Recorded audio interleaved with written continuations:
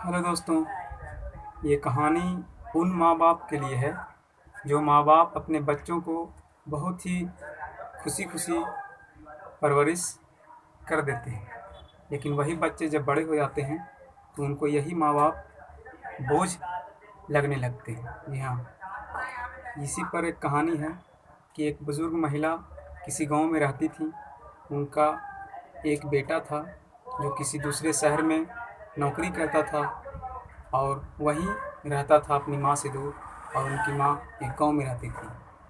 मतलब उनका बेटा और बहू दोनों ही दूसरे शहर में रहते थे, और वो अपनी माँ के लिए साल भर पर जो ईद आती थी उसी मौके पर वो अपनी माँ के लिए कुछ पैसे और कपड़े भेजा दिया करता था। लेकिन एक साल ईद आई तो उस साल उसके जो बेटा था उनका जहन में एक बात आया कि हम माँ से बग़ैर पूछे उनके लिए कपड़े और पैसे भेज देते हैं, पता नहीं माँ को और किसी भी चीज़ की ज़रूरत हो सकती है। तो वो अपनी बेगम से इसी बारे में बात करता है कि क्यों ना हम अपनी माँ से एक बार पूछ कर उनसे पूछ लें कि उन्हें और भी किसी चीज़ की ज़रूरत हो सकती है। तो उसकी बेगम कहती है कि हम हर साल तो माँ को कपड़े और पैसे भेज ही देते हैं, अब इस उम्र में और उनको क्या चाहिए। लेकिन बेटा फिर कहता है कि नहीं, एक बार पूछ लेना चाहिए, शायद उनको और भी किसी चीज़ की ज़रूरत हो। ये बात सुनकर उसकी बेगम कहती है कि अगर माँ पर इतना ही प्यार आ रहा है तो फिर हमसे क्यों पूछ रहे हो, पूछ लो माँ से। ये कहते हुए उसकी बेगम की आवाज़ में थोड़ी तेज़ी थी, और ये कहते हुए वो कमरे से बाहर चली जाती है। लेकिन बेटा अपनी माँ के लिए एक ख़त लिखता, उस समय फ़ोन वगैरह नहीं था, कुछ पहले की ये कहानी है। तो ख़त लिखता है, ख़त में लिखता है कि प्यारी अम्मी जान, अस्सलामु अलैकुम। हम लोग यहाँ खैरियत से रहकर आपकी खैरियत खुदावंद करीम से नेक चाहता हूँ। लिखना ज़रूरी अर्ज़ ये है कि मैं हर साल आपके लिए कपड़े और पैसे तो भेज दिया करता था, लेकिन इस साल मैं आपके फरमाइश जानना चाहता हूँ कि आपको और भी किसी चीज़ की अगर ज़रूरत हो तो वो हमें बता दें, ताकि मैं वो भी भिजा दूँ। ये कहकर लड़का अपनी माँ को ख़त पोस्ट कर देता है। कुछ दिन बाद उस लड़के की माँ को ख़त मिलता है। ख़त पढ़कर माँ बहुत ही गमगीन हो जाती है। उन्हें फिर ये यकीन हो जाता है कि इस साल भी ईद पर हमारा बेटा हमसे मिलने नहीं आ रहा। लेकिन कुछ देर बाद माँ अपने बेटे को ख़त का जवाब देती है।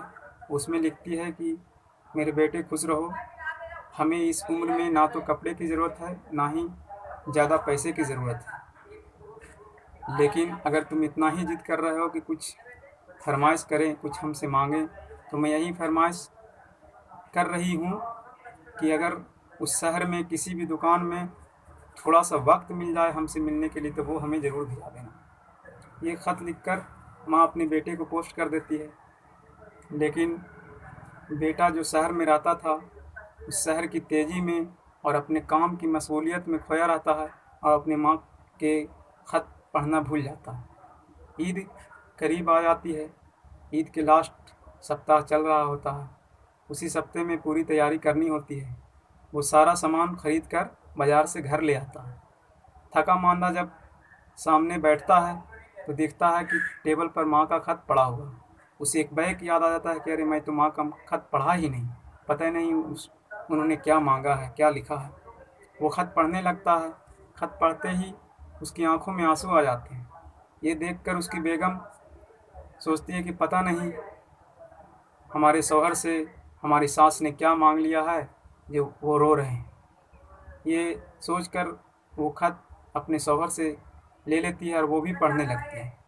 वो पढ़ते ही शौक़ हो जाती है कि हम कितना गलत थे अपने सास के लेकर। हमारी सास तो इतना अच्छा है कि वो हमसे कुछ नहीं चाहती है।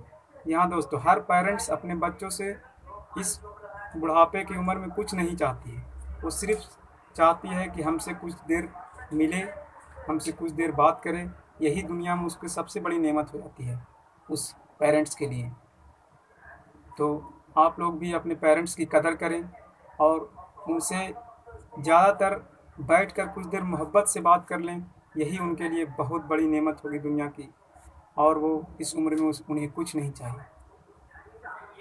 तो इसी पर एक किसी शायर ने कहा है कि खुशी कहते हैं किसे ऐ मेरे हमदम समझ लेते, खुशी कहते हैं किसे ऐ मेरे हमदम समझ लेते, अगर दूसरों का गम को हम अपना गम समझ लेते, कभी बहने नहीं देते, कभी बहने नहीं देते उन्हें हम माँ के आँखों से, कभी बहने नहीं देते उन्हें हम माँ के आँखों से, अगर माँ बाप के आंसुओं को हम जमजम समझ लेते, अगर माँ बाप के आंसुओं को हम जमजम समझ लेते, मुसलसल ठोकरें तकदीर का हिस्सा नहीं बनती, मुसलसल ठोकरें तकदीर का हिस्सा नहीं बनती, अगर पहले ही ठोकर का इशारा हम समझ लेते, अगर पहले ही ठोकर का इशारा हम समझ लेते, बगल वाले के घर में एक भी फाका नहीं होता, बगल वाले के घर में एक भी फाका नहीं होता, अगर रोजे कमाने और मतलब समझ